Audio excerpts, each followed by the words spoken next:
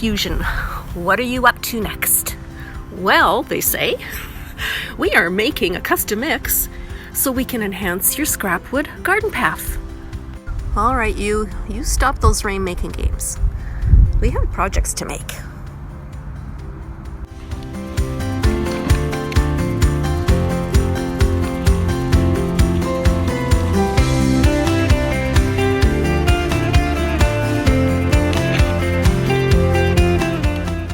Right now I'm coating these boards in Fusion's Ash because I noticed that they really showed up when I put the planks on, and this will help make them disappear.